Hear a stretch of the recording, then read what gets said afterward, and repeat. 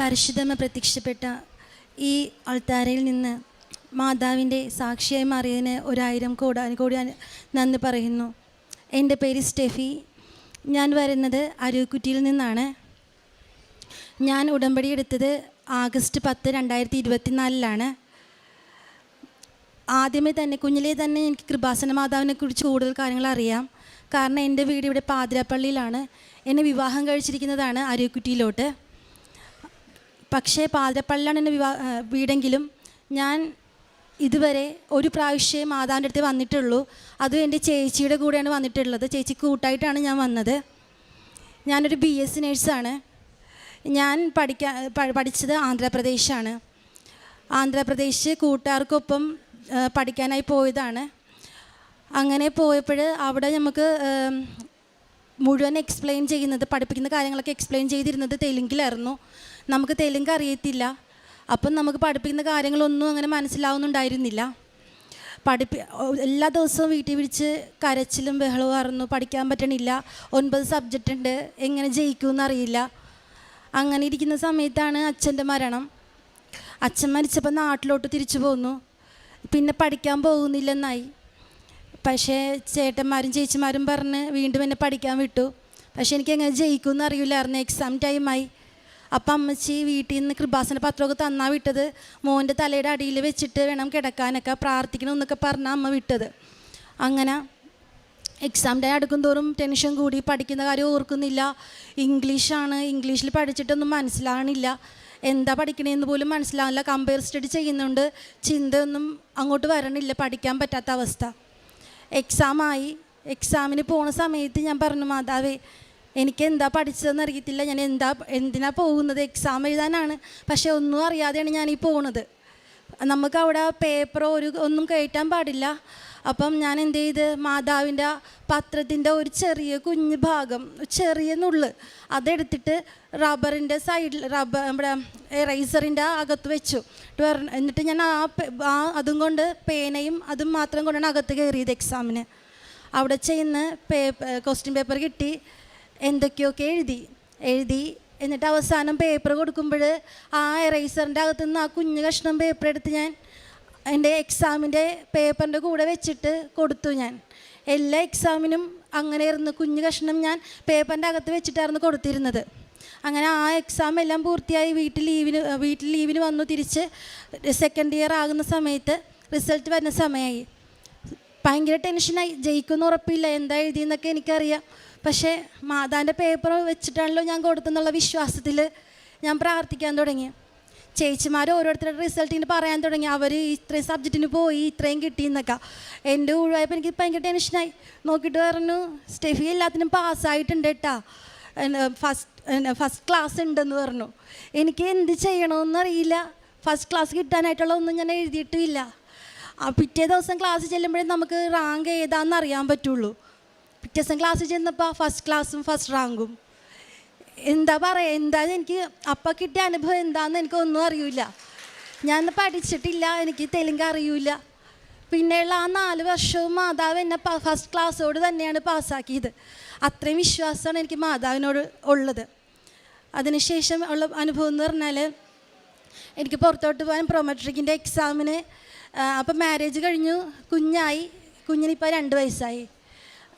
അപ്പോൾ കുഞ്ഞിന് 10 മാസം ഉള്ളപ്പോൾ അവളെ ഞാൻ 10 ദിവസത്തേക്ക് ക്രാഷ് ക്ലാസ് അറ്റൻഡ് ചെയ്യാനായിട്ട് തിരുവല്ലയിൽ പോകണമായിരുന്നു. അപ്പോൾ കുഞ്ഞിന് 10 മാസം ഉള്ളപ്പോൾ വീട്ടിൽ നിർത്തിയിട്ടാണ് ഞാൻ ക്രാഷ് ക്ലാസ്സിന് പോകുന്നത്. അപ്പോൾ കുഞ്ഞിന് 10 മാസം ഉള്ളപ്പോൾ പാൽ കൂടി നിന്നിട്ടില്ല അവളുടെ. ഭയങ്കര ടെൻഷനായിട്ടാണ് അപ്പോഴും പോകുന്നത് ഞാൻ. ആ 9 ദിവസം അവിടെ പോയി നിൽക്കുമ്പോഴും എൻ്റെ ചിന്ത മുഴുവൻ കുഞ്ഞിലായിരുന്നു. അവളെന്തായിക്കാണോ, അവൾ എന്തെങ്കിലും കഴിച്ചു കാണുമോ, രാത്രി എന്തായി, ഉണർന്നോ എന്നൊക്കെയുള്ള ചിന്തയായിരുന്നു അവിടെ മുഴുവൻ. പഠിക്കുന്ന സമയത്താണെങ്കിൽ കൂടെ അവളുടെ ചിന്തയായിരുന്നു. പിന്നെ 12-ാം തീയതി എക്സാം. 10 ദിവസം കഴിഞ്ഞ് വീട്ടിൽ തിരിച്ചു വന്നു. ചെന്നൈയിലായിരുന്നു എക്സാമിന് പോയി. അതും അപ്പോഴും ഞാൻ പാസ്പോർട്ട് മാത്രമേ നമുക്ക് അകത്ത് കയറ്റാൻ പാടുള്ളൂ. അപ്പോൾ എൻ്റെ മാതാവ് അന്നൊരു തുണ്ട് കഷ്ണം പേപ്പറിൽ ജയിപ്പിച്ച മാതാവ് ഇത് എന്നെ പാസ്സാക്കും എന്നുള്ള വിശ്വാസമുണ്ട്. കാരണം ആ 10 ദിവസം എൻ്റെ കുഞ്ഞിനെ ഞാൻ നിർത്തിയിട്ട് പോയി പഠിച്ചതാണ്. അപ്പോൾ എനിക്ക് ഫെയിലാകാൻ പറ്റൂല. എങ്ങനെയെങ്കിലും പാസ്സാകണം. വീണ്ടും എനിക്ക് പഠിക്കാൻ പറ്റൂല. അപ്പോൾ അതുകൊണ്ട് ഞാൻ അപ്പോഴും പാസ്പോർട്ടിൻ്റെ അകത്ത് ഒരു തുണ്ട് കഷ്ണം പേപ്പർ വെച്ചിരുന്നു മാതാവിൻ്റെ. കൃപാസന പത്രത്തിൻ്റെ തുണ്ട് കഷ്ണം പേപ്പർ വെച്ചിട്ട് അന്ന് ഞാൻ പോയത്. പക്ഷേ അത് ആ തുണ്ട് കഷ്ണം അവർ കണ്ടു. അത് എന്നിട്ട് എന്നോട് ചോദിച്ചു, യു വാണ്ട് ദിസ് എന്ന് ചോദിച്ചു. അപ്പം ഞാൻ വേണമെന്ന് പറഞ്ഞാൽ അവർ എന്നോട് അടുത്ത എക്സ്പ്ലനേഷൻ ചോദിക്കുക, എന്തുകൊണ്ട് വെച്ച്, എന്തിന് ഇത് കൊണ്ടുവന്നു എന്നുള്ള കുറേ ആൻസർ ഞാൻ കൊടുക്കേണ്ടി വരും. അതുകൊണ്ട് ഞാൻ പറഞ്ഞു, ഇല്ല എനിക്ക് വേണ്ട അതെന്ന് പറഞ്ഞു. അങ്ങനെ അവർ ആ കുഞ്ഞു കഷ്ണം പേപ്പറാണ്, അത് കാണാൻ ഒട്ടും ഒക്കില്ല, അതും അവർ കണ്ടുപിടിച്ചു.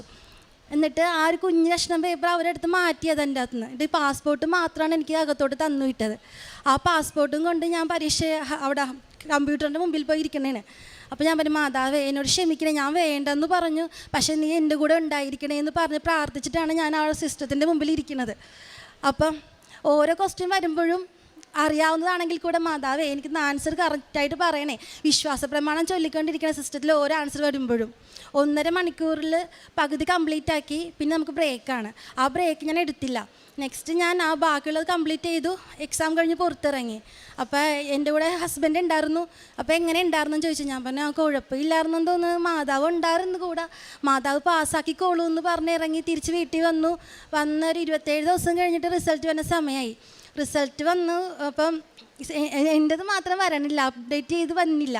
അപ്പം ബാക്കി എൻ്റെ കൂടെ എക്സാം എഴുതിയ ഞങ്ങളുടെ ഇവിടെ തിരുവല്ലയിൽ ഉണ്ടായിരുന്ന ചേച്ചിമാരുടെയൊക്കെ എക്സാം റിസൾട്ട് വന്നോട്ട് ഗ്രൂപ്പിൽ ഇങ്ങനെ പറഞ്ഞേ, എല്ലാവരും പാസ്സായി.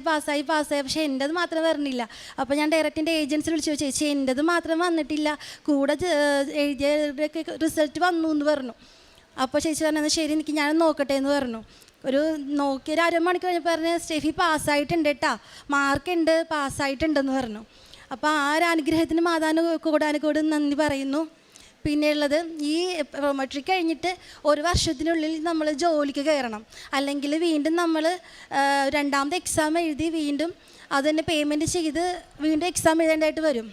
അപ്പോൾ ഈ 1 വർഷം ഞാൻ എക്സാം എഴുതി കഴിഞ്ഞിട്ട് 1 വർഷമായിട്ടും ഇൻ്റർവ്യൂസ് ഒന്നും വരണില്ല. പ്രൈവറ്റ് ഹോസ്പിറ്റലിൻ്റെ ഇൻ്റർവ്യൂ വരുന്നുണ്ട്, എന്നാൽ ഗവൺമെൻറ്റിൻ്റെ ഇൻ്റർവ്യൂ വരുന്നുണ്ടായിരുന്നില്ല. അപ്പം അതേ തുടർന്ന് ഞാൻ വീട്ടിൽ പറഞ്ഞപ്പോൾ അമ്മച്ചോണ്ട്, നീ പോയി ഉടമ്പടി എടുക്കുക, മാതാവിനോട് അപേക്ഷിച്ച് പ്രാർത്ഥിക്കുക, ഉറപ്പായിട്ട് ഇൻ്റർവ്യൂ വരും, അതിൽ നീ പാസ്സാവുമെന്ന്. അപ്പോൾ ഹസ്ബൻഡിനോട് ഞാൻ ഉടമ്പടി എടുക്കണ കാര്യം പറഞ്ഞപ്പോൾ ഹസ്ബൻഡും വീട്ടിലെ പപ്പായും അമ്മച്ചിയൊക്കെ പറഞ്ഞു, ഉടമ്പടി എടുക്കണ വേണ്ട, ഉടമ്പടി എടുക്കാണ്ട, നീ പ്രാർത്ഥിച്ചാൽ മതി, കാരണം നീ ഉടമ്പടി പാലിക്കൂല, അങ്ങനെയൊക്കെ പറഞ്ഞു. അപ്പോൾ അപ്പോൾ ആദ്യമേ എനിക്ക് മടിയായി. അപ്പോൾ ശരിയാണ്, ഞാൻ പാലിക്കൂലായിരിക്കും, ഉടമ്പടി എടുക്കാണ്ടെന്നുള്ള ഇതിലായി. വീണ്ടും ഞാൻ എൻ്റെ വീട്ടിൽ വരുമ്പോൾ എൻ്റെ അമ്മച്ചി പറയുന്നത്, മുമ്പ് ഉടമ്പടി എടുത്ത മാതാവ് എല്ലാം നടത്തി തരും. അപ്പോൾ വീട്ടിൽ വരുമ്പോൾ തിരിച്ചാണ് പറയുന്നത്. അപ്പോൾ എന്ത് വരട്ടെന്ന് പറഞ്ഞിട്ട് വീട്ടിൽ പറയാണ്ട് ഒരു ദിവസം ഉടമ്പടി എടുക്കാൻ പോകണമെന്ന് പറയാണ്ട് ശനിയാഴ്ച ഒരു ദിവസം ഞാൻ ഇവിടെ ഒന്ന് ഉടമ്പടി എടുത്തു, ആഗസ്റ്റ് 10. അന്ന് ഉടമ്പടി എടുത്ത് തിരിച്ച് വീട്ടിൽ പോയി. ഉടമ്പടി എടുത്ത് ഒത്തിരി താമസിച്ചു, 4:30 ഞാൻ അടുത്ത് പോകാനായിട്ട്. വരുന്ന സമയം കഴിഞ്ഞപ്പോൾ വീട്ടിൽ നിന്ന് കോൾ വരാൻ തുടങ്ങി, എന്താ ഇത്ര നേരമായിട്ട് എത്തിയില്ലെന്ന്. അപ്പോൾ ഞാൻ പറഞ്ഞു, ഞാനിങ്ങനെ ഉടമ്പടി എടുത്തു വിട്ടാന്ന് പറഞ്ഞു. അപ്പോൾ ഉടനെ ചേട്ടാ പറഞ്ഞു, ഉടമ്പടി എടുക്കുന്നത് കൊള്ളാം, അതെല്ലാം പാലിക്കണം, നീ അങ്ങനെ എടുക്കാമെങ്കിൽ മാത്രമേ ഉടമ്പടി പാലിക്കണമെന്ന് പറഞ്ഞു. അപ്പോൾ ഞാൻ പറഞ്ഞു, ഞാൻ പാലിക്കും, കുഴപ്പമില്ല, ഞാൻ പാലിച്ചോളാം, എല്ലാം ഞാൻ ചെയ്തു കൊള്ളാമെന്ന് പറഞ്ഞു. അങ്ങനെ ഉടമ്പടി എടുത്തു. അപ്പോൾ എനിക്ക് എഡ്യൂക്കേഷണൽ ലോൺ ഉണ്ടായിരുന്നു. 2.5 ലക്ഷം രൂപയായിരുന്നു എഡ്യൂക്കേഷൻ ലോണായിട്ട് എടുത്തിരുന്നത്. ബാക്കിയൊക്കെ അമ്മച്ചി തന്നെ മുടക്കിയത്. അപ്പം 2.5 ലക്ഷം എന്നുള്ളത് ഇത്രയും വർഷം കഴിഞ്ഞപ്പോൾ അത് 3.5 ലക്ഷമായിട്ട് കൂടി. കൊറോണ ടൈം മുമ്പ് വരെ നമ്മൾ മാസം പൈസ അടക്കുമായിരുന്നു. കൊറോണ ടൈം ആയതുകൊണ്ട് മുടങ്ങി, പിന്നെ ജോലിക്ക് പോകാണ്ടായി, അപ്പോൾ അടവ് മുടങ്ങി. അങ്ങനെ അത് 3.5 ലക്ഷത്തിലോട്ട് എത്തി. അപ്പോൾ വീട്ടിൽ ഓരോ പ്രാവശ്യം നോട്ടീസ് വരാൻ തുടങ്ങി. എഡ്യൂക്കേഷൻ ലോണ് അടക്കാത്തതിനെ തുടർന്ന് നോട്ടീസ് വന്നപ്പോൾ അമ്മച്ചിക്ക് ടെൻഷനാകാൻ തുടങ്ങി. അപ്പോൾ അമ്മച്ചി ഓരോ പ്രാവശ്യം പറയും, മോനെ ഇത് അടക്കാണ്ടേ. അപ്പം നമുക്ക് അടക്കാൻ, ഞാൻ ജോലിക്ക് കയറിയിട്ടില്ല, കുഞ്ഞായിക്കഴിഞ്ഞ് 2 വർഷമായിട്ട് എനിക്ക് ഗ്യാപ്പായി, ജോലിക്ക് പോകാൻ തുടങ്ങിയിട്ടില്ല, അപ്പോൾ എനിക്ക് അടക്കാനുള്ള സാഹചര്യം ആയിട്ടില്ല. അപ്പോൾ എന്തും വരട്ടെ എന്ന് പറഞ്ഞിട്ട് ബാങ്കിൽ പോയി സംസാരിക്കുക എന്നുള്ള രീതിയിലായി. അപ്പോൾ അവർ പോയി സംസാരിച്ചപ്പോൾ അവർ പറയുന്നത്, ഈ 3.5 ലക്ഷം എന്നുള്ളത് നമ്മൾ അടക്കേണ്ട തുകയാണ്, ഇത് ഇത്രയും അടക്കാഞ്ഞതുകൊണ്ടാണ് ഇത്രയും കൂടിയതെന്ന് പറഞ്ഞു. അപ്പോൾ ഞാൻ ഉടമ്പടി എടുത്ത സമയമായിരുന്നു, ആഗസ്റ്റ് 24-ന് സംസാരിക്കാൻ പോയി. പിറ്റേ ദിവസം എങ്ങനെയെങ്കിലും ഈ പൈസ അടക്കണമെന്നുള്ളത്. അപ്പോൾ അവർ നാളെ മറുപടി പറയാം എത്ര അടക്കണമെന്നുള്ളതെന്ന് പറഞ്ഞു. അങ്ങനെ മാതാവിൻ്റെ കാശ് രൂപ എൻ്റെ ഉണ്ടായിരുന്നു ബാങ്കിൽ. അപ്പോൾ ഗോൾഡ് പണയം വെച്ചിട്ട് അടക്കാമെന്നുള്ള ഇതിലായി. അപ്പോൾ അമ്മച്ചിക്ക് ടെൻഷൻ കൂടിയതുകൊണ്ട് എങ്ങനെയെങ്കിലും അടച്ചത് പൂർത്തിയാക്കാമെന്ന് ഓർത്തു. അങ്ങനെ മാതാവിൻ്റെ കാശ് രൂപം പിടിച്ചുകൊണ്ട് ഞാൻ അവിടെ അവിടെ മറുപടിക്കായിട്ട് നിൽക്കണേണ്. അപ്പോൾ ഉടനെ അവർ പറഞ്ഞു 3.5 ലക്ഷം എന്നുള്ളത് ഞങ്ങൾ 1.5 ലക്ഷം ആക്കി തരാം, അത്രയും രൂപ നിങ്ങൾ അടയ്ക്കേണ്ടി വരുമെന്ന് പറഞ്ഞു. അപ്പോൾ ഞാൻ പറഞ്ഞു സാർ അത്രയും ഇപ്പം ഞാൻ ജോലിക്ക് പോകുന്നില്ല, അപ്പം നമുക്ക് അത്രയും അടക്കാനുള്ള നിവൃത്തിയില്ല എന്ന് പറഞ്ഞു. അപ്പോൾ സാർ പറഞ്ഞു എന്നാൽ ഒന്നുകൂടെ ഞാൻ സംസാരിക്കട്ടെ നോക്കട്ടെ എന്ന് പറഞ്ഞു. അങ്ങനെ ഞാൻ മാതാവിനോട് അപ്പോഴും മാതാവിൻ്റെ കാശ് പങ്ക് മുറുക്കെ പിടിച്ചിരിക്കണേ കയ്യിൽ വിശ്വാസ പ്രമാണം ചൊല്ലിക്കൊണ്ടിരിക്കണേണ്. അപ്പോൾ ഉടനെ കുറച്ച് കഴിഞ്ഞ് ഒരു കോൾ വന്നു, 80,000 രൂപ അടച്ചാൽ മതി എന്നും പറഞ്ഞിട്ടുണ്ട്. ഈ 3.5 ലക്ഷത്തിൽ നിന്ന് അവരെനിക്ക് 80,000 രൂപയിലോട്ട് താഴ്ത്തി തന്നു. ആ 80,000 രൂപ അന്ന് തന്നെ ഗോൾഡ് പണയം വെച്ചിട്ട് അടച്ചു. അത് ഫുള്ളായിട്ട് ക്ലോസ് ആയി എൻ്റെ എഡ്യൂക്കേഷണൽ ലോണ്. അതിന് മാതാവിന് ഒത്തിരി അനുഗ്രഹം പറയുന്നു. പിന്നെ അടുത്തതെന്ന് പറഞ്ഞാൽ പ്രൊമെട്രിക് എക്സാം പാസ്സായില്ല, അപ്പോൾ 1 വർഷത്തിനുള്ളിൽ എന്തായാലും ജോലിക്ക് കയറണം. അതിനുശേഷം ഞാൻ അച്ഛന് അപ്പോൾ നവംബർ 14-ാം തീയതി ഒരു ഗവൺമെൻറ്റിൻ്റെ ഇൻ്റർവ്യൂ ഉണ്ട്, MOHൻ്റെ ഇൻ്റർവ്യൂ ഉണ്ട്. അത് ഡേറ്റ് വന്നു. അപ്പോൾ എനിക്ക് ഞാൻ ഡേറ്റ് എടുത്തു, 14-ാം തീയതി ഇൻ്റർവ്യൂ ആണ്. അപ്പോൾ എനിക്ക് നവംബർ 10-നാണ് എനിക്ക് രണ്ടാമത്തെ പുതുക്കേണ്ട സമയം, ഉടമ്പടി പുതുക്കേണ്ട സമയം. അപ്പോഴതിന് മുമ്പായിട്ട് വീട്ടിൽ ഒരു ചേച്ചി വന്നു. പക്ഷേ ആ ചേച്ചിനെ കാണുമ്പോൾ നമുക്ക് ഭയങ്കര ഒരു കണ്ണൊക്കെ പൂച്ചക്കണ്ണല്ല, പക്ഷേ ഒരു ആകാശ നീല കളറിലെ കണ്ണ്, കാതിലൊരു നീല മുത്തിട്ട ഒരു കമ്മൽ, കഴുത്തിൽ മാലയൊന്നും ഇല്ല, ചുരിദാറ ഇട്ടിരിക്കുന്ന ഈ പാറിപ്പറന്ന മുടി.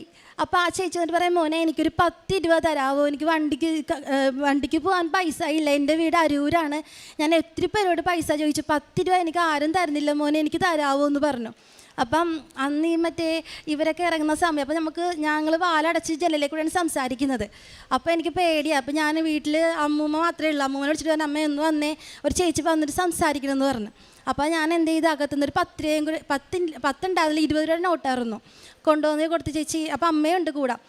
എന്നിട്ട് പറഞ്ഞു ചേച്ചി ഇന്നാന്ന്. പിന്നെ മോനെ ഇല്ല എനിക്ക് 10 രൂപ മതി, പോകാനുള്ള വണ്ടിക്കൂലി മാത്രമേ ഉള്ളൂ, 3 രൂപ എൻ്റെ കയ്യിലുണ്ടെന്ന് പറഞ്ഞു. അപ്പോൾ ഞാൻ കുഴപ്പമില്ല ഇത് ഇരുന്നോട്ടെ എന്ന് പറഞ്ഞു. അപ്പോൾ ആ ചേച്ചി ഇരുന്ന് ആ ചേച്ചിയുടെ സങ്കടങ്ങൾ ഇങ്ങനെ ഓരോന്നായിട്ട് പറയാൻ തുടങ്ങി. എൻ്റെ മകന് 34 വയസ്സുണ്ട്. അപ്പോൾ എൻ്റെ മനസ്സിൽ മുഴുവൻ വരുന്ന യേശുവിന് 34-ാമത്തെ വയസ്സിലല്ലേ, 34 വയസ്സില്ലേ.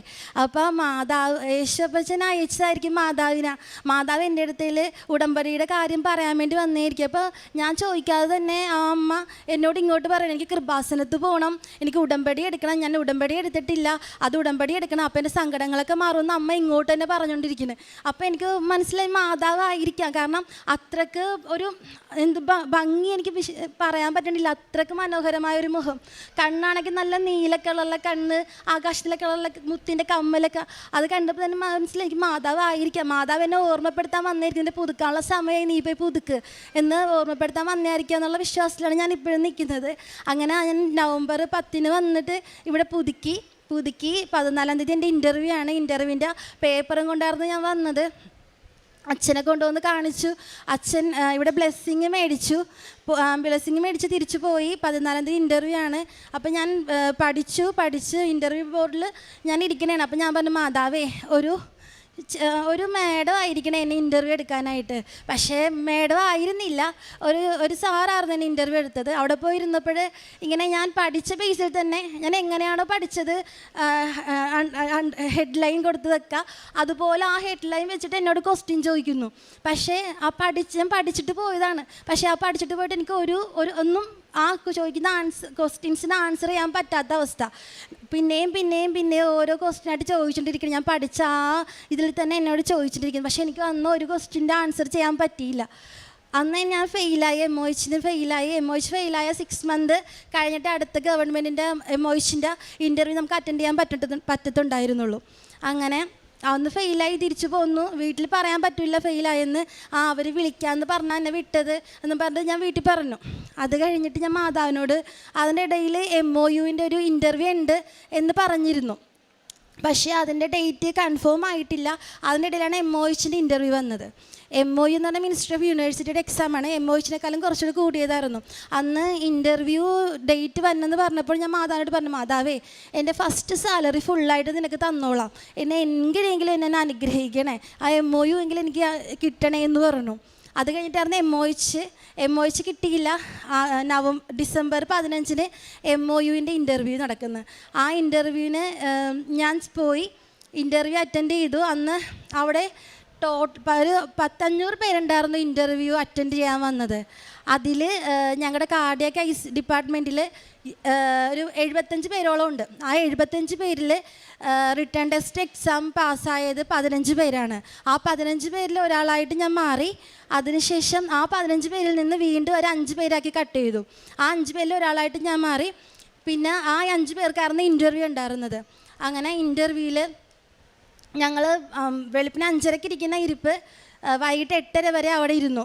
അങ്ങനെ ഇരുന്ന് 8:30 ആയപ്പോൾ അവർ അകത്തുനിന്നൊരാൾ വന്നിട്ട് പറഞ്ഞു, കാർഡിയാക് ICUവിൽ ഇപ്പോൾ വേക്കൻസി ഇല്ല, വിസയില്ല, അതുകൊണ്ട് എപ്പോഴെങ്കിലും വിസ വരുവാണെങ്കിൽ വേക്കൻസി ഉണ്ടാവുകയാണെങ്കിൽ നിങ്ങളെ വിളിക്കാം, പൊക്കോന്ന് പറഞ്ഞിട്ട് അവിടുന്ന് പറഞ്ഞു വിട്ടു. ഭയങ്കര വിഷമത്തോടെയാണ് അവിടുന്ന് ഇറങ്ങി ഒരു മണിക്കൂർ ലുലു മോളിൽ വെച്ചിട്ടായിരുന്നു ഇൻ്റർവ്യൂ. ഞങ്ങളിവിടെ അരൂരിൽ എത്തി ഭക്ഷണം കഴിക്കാൻ വേണ്ടി കയറി. അപ്പോഴും സങ്കടമാണ്, മാതാവ് നീ എന്നെ കനിഞ്ഞില്ലല്ലോ, നീ എന്തുകൊണ്ട് എന്നെ അനുഗ്രഹിച്ചില്ല, മാതാവ് എന്താണ് ഈ കാണിക്കുന്നതെന്നൊക്കെ വെച്ചിട്ട് ഞാൻ ഒത്തിരി പരാതിയായിട്ട് പറഞ്ഞു മാതാവിനോട്. അപ്പോൾ പുറകിൽ ചേട്ടാ എനിക്ക് കരച്ചില്ല പറഞ്ഞ് ഞാൻ കരയണാണ്, കാരണം അത്രയും നേരം ഇരുന്നു കിട്ടുന്നുള്ള പ്രതീക്ഷയിൽ ഇരുന്നിട്ട് കിട്ടിയില്ല. അത് കഴിഞ്ഞിട്ട് ഞങ്ങൾ ഫുഡ് കഴിക്കാൻ വേണ്ടി കയറി ഇരുന്നപ്പോൾ ഏജൻസിൻ്റെ കോൾ വന്നു, നിങ്ങളുടെ ഓഫർ ലെറ്റർ വന്നിട്ടുണ്ട്, വന്ന് സൈൻ മേടിച്ചോളാൻ പറഞ്ഞിട്ട് അവിടെ നിന്ന് വിളിച്ചിരിക്കുന്നു. പക്ഷേ ഓഫർ ലെറ്റർ കിട്ടണമെങ്കിൽ നമ്മൾ ഇൻ്റർവ്യൂ അറ്റൻഡ് ചെയ്തിരിക്കണം. ഞാൻ ഇൻ്റർവ്യൂ അറ്റൻഡ് ചെയ്തിട്ടില്ല, പക്ഷേ ഓഫർ ലെറ്റർ വരികയും ചെയ്തു. അപ്പോൾ എന്താണ് നടക്കണതെന്ന് മനസ്സിലാവണില്ല. തിരിച്ച് ഞങ്ങൾ 1 മണിക്കൂർ വീണ്ടും യാത്ര ചെയ്ത് അവിടെ എത്തിക്കഴിഞ്ഞിട്ട് അപ്പം ഏജൻസി ചേട്ടൻ പറഞ്ഞു, വേഗം അകത്തോട്ട് കയറിക്കോ, സ്റ്റെഫിനെ വിളിക്കുന്നുണ്ടെന്ന് പറഞ്ഞു. അങ്ങനെ അകത്ത് ചെന്നപ്പോൾ ആ ഒരു മേഡം പറഞ്ഞു സ്റ്റെഫി അല്ലേ, അപ്പോൾ ഞാൻ ഇരിക്കാൻ പറഞ്ഞു. അപ്പോൾ കാർഡിയാക് ഐസിൽ ഇപ്പോൾ വേക്കൻസി ഇല്ല, പക്ഷേ SICയിൽ വേക്കൻസി ഉണ്ട്, അങ്ങോട്ട് പോകാൻ താല്പര്യം ഉണ്ടോ എന്ന് ചോദിച്ചു. അപ്പോൾ ഞാൻ പറഞ്ഞു ഓക്കെ മേഡം, കുഴപ്പമില്ലെന്ന് പറഞ്ഞു. അപ്പോൾ SICയിലെ ക്വസ്റ്റ്യൻസ് ചോദിക്കാൻ തുടങ്ങി എന്നോട്. പക്ഷേ കാർഡിയാക് ഐസിൽ വർക്ക് ചെയ്ത് എനിക്ക് SICയിലെ ക്വസ്റ്റ്യൻ ചോദിച്ചാൽ എനിക്ക് ആൻസർ പറയാൻ അറിയില്ല. അപ്പോൾ ഞാൻ എന്തൊക്കെയോ എന്ന രീതിയിൽ പറഞ്ഞു വെച്ചു. അപ്പോൾ അവൻ ഓക്കെ യുവർ സെലക്റ്റഡ് എന്ന് പറഞ്ഞു. ആ സെലക്റ്റഡ് കഴിഞ്ഞ് ഞാനിവിടെ വന്ന് ഓഫർ ലെറ്റർ സൈൻ മേടിച്ചപ്പോൾ എനിക്ക് ആശ്വാസമായത്. അങ്ങനെ ഓഫർ ലെറ്റർ സൈൻ മേടിച്ചു. നല്ല സാലറിയിൽ മുമ്പ് ചെയ്ത ഇൻ്റർവ്യൂവിനേക്കാളും എമോഷൻ്റെ സാലറിനേക്കാളും അതിൻ്റെ ഇരട്ടിയായിട്ട് സാലറിയിൽ ഇപ്പം ഞാൻ 8-ാം തീയതി പോകണേണ്. അപ്പം മാതാവ് തന്ന ഈ വലിയ അനുഗ്രഹങ്ങൾക്ക് ഒത്തിരി കോടാനുകോടി നന്ദി പറഞ്ഞാലും തീരൂല. ഒത്തിരി നന്ദിയോടെ നിർത്തുന്നു. നന്ദി.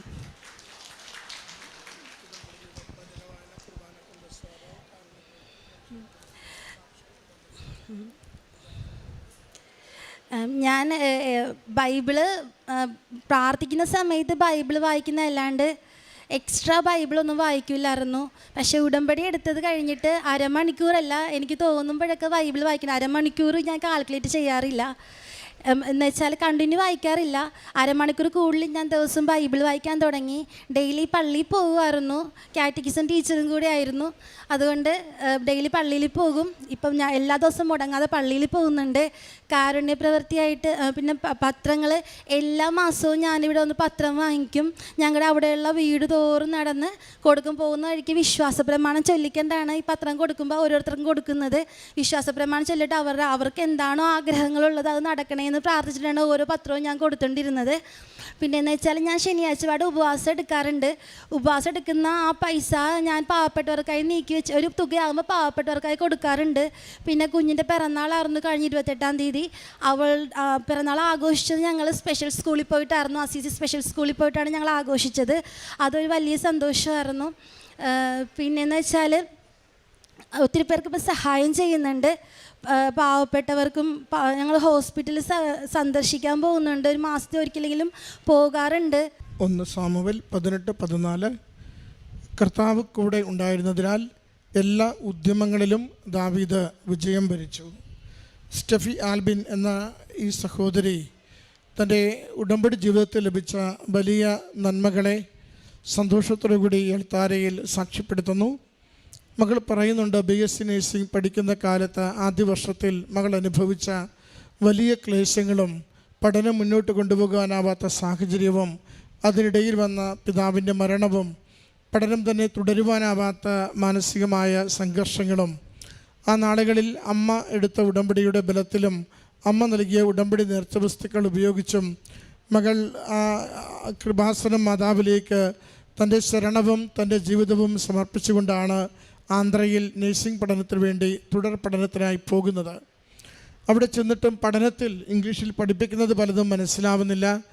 ഏറെ ക്ലേശത്തോടെ പോയിരുന്ന ദിവസങ്ങളായിരുന്നു.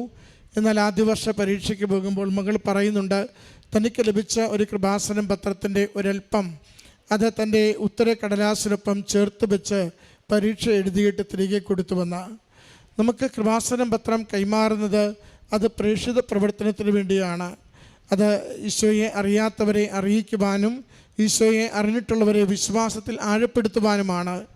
പക്ഷെ ചിലരെങ്കിലും അത് അവരുടെ വ്യക്തിപരമായ ജീവിതത്തിൻ്റെ ഏറ്റവും പ്രതിസന്ധി നിറഞ്ഞ നിമിഷങ്ങളിൽ അതൊരു ബലവും കരുത്തും സംരക്ഷണവുമായി ഉപയോഗിക്കുന്നു. അതിൻ്റെ രീതിയാണ് മകൾ പറഞ്ഞത്. എൻ്റെ ഉത്തരക്കടലാസിനൊപ്പം ഞാൻ ആ പത്രത്തിൻ്റെ ഒരു ചെറിയ പീസ് കൂടി ചേർത്ത് വെച്ചു. മറ്റൊന്നിനുമല്ല, എൻ്റെ അമ്മ മാതാവ് ഈ ഉത്തരക്കടലാസിനൊപ്പം യാത്ര ചെയ്യണം. എൻ്റെ അമ്മ മാതാവ് എൻ്റെ കഴിവില്ലായ്മയിൽ എനിക്ക് മനസ്സിലാവാത്ത ഭാഷയിൽ ഞാൻ എന്തൊക്കെയോ എഴുതിയിരിക്കുന്നു. ആ എഴുതിയിരിക്കുന്നവയിൽ എനിക്ക് വിജയത്തിന് പറ്റിയത് അമ്മ തരണം. അത് നിഷ്കളങ്കമായ ഒരു ഭക്തിയിൽ മകൾ ചെയ്ത ഒരു പ്രവൃത്തിയാണ്. അത് അനുകരിക്കേണ്ട പ്രവൃത്തിയുമല്ല. അത് കൃപാസനം പത്രിക നമുക്ക് കൈമാറുന്നത് അത് സുവിശേഷ പ്രവർത്തനത്തിന് മാത്രമാണ്. ദൈവനാമത്തെ മഹത്വപ്പെടുത്തി മറ്റുള്ളവർക്ക് നൽകുന്നതിന് വേണ്ടി മാത്രമാണ്. മകൾ പറയുന്നുണ്ട്, ആദ്യവർഷ പരീക്ഷ എഴുതി അതിൻ്റെ റിസൾട്ട് വരുമ്പോൾ മകൾക്ക് ഫസ്റ്റ് ക്ലാസ് കിട്ടിയെന്ന് ആദ്യം അറിയുന്നു. തിരിച്ച് കോളേജിൽ ചെന്ന് നോക്കുമ്പോഴുണ്ട് ഫസ്റ്റ് റാങ്ക് ഫസ്റ്റ് ക്ലാസ്സായി ആ വിജയം മാറുന്നു. അതാണ് മകൾക്ക് കൃപാസനം മാതാവിൽ ആദ്യമായി കൊടുത്ത ഒരു ഇൻസെൻറ്റീവ് അല്ലെങ്കിൽ അനുഗ്രഹത്തിൻ്റെ ആദ്യ ഇൻസ്റ്റാൾമെൻ്റ് എന്ന് നമുക്ക് പറയാവുന്നത്. കൂടെ അറിഞ്ഞ് വിശ്വസിച്ച് കൂടെ നിന്നാൽ നീ വലിയ വലിയ അനുഗ്രഹങ്ങളിലൂടെ കടന്നു പോകുമെന്ന് അമ്മ മാതാവ് മകൾക്ക് കൊടുത്ത ആദ്യത്തെ ഒരു അടയാളമായിരുന്നു. പിന്നീട് മകൾ പറയുന്നുണ്ട്, ആ BSc പഠനകാലം മുഴുവനും നല്ല വിജയത്തോടുകൂടി പൂർത്തീകരിക്കുവാൻ അമ്മയുടെ സവിശേഷമായ സംരക്ഷണം കിട്ടുകയും പഠനം പൂർത്തീകരിക്കുകയും ചെയ്തതിനെക്കുറിച്ച്. കുറച്ചുനാൾ കഴിയുമ്പോൾ മകൾ ആ എഡ്യൂക്കേഷൻ ലോണിൻ്റെ വിഷയമാണ് സൂചിപ്പിച്ചത്. അത് എടുത്ത തുക വളരെ പല മടങ്ങായി വർദ്ധിച്ചുകൊണ്ട് 3.5 ലക്ഷം രൂപ തിരികെ അടയ്ക്കേണ്ട വിധത്തിലാണ് ലോൺ മാറുന്നത്.